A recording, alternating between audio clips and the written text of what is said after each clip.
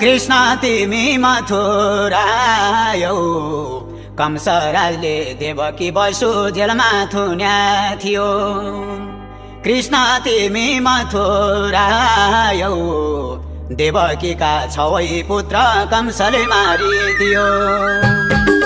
बस्यो कंस छ पुत्र मारी, हरि जन्म राम लिन छन् तयारी।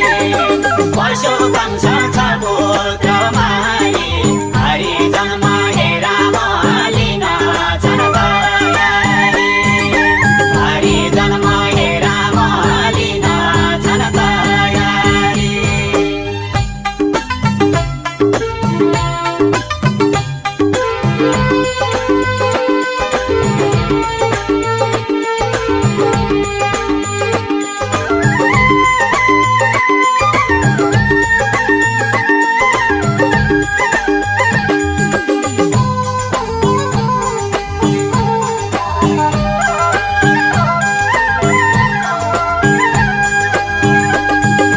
बस्यो कंस छ पुत्र मारी, देवकीले सातौं गर्भ जब धारण गरिन्। बस्यो कंस छ पुत्र मारी, कृष्णजीका आज्ञाले देवी पृथ्वीमा झरिन्। देवकीले सात गर्भ लिन्, रोहिणीमा राम देवीले सार्दिन्।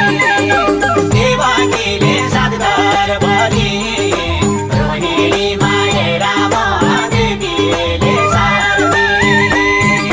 रोहिणीमा राम देवीले सार्दिन्।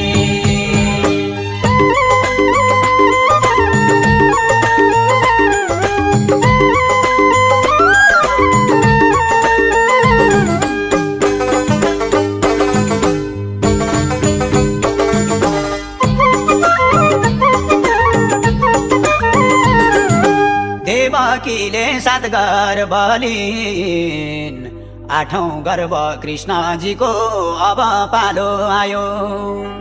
देवकीले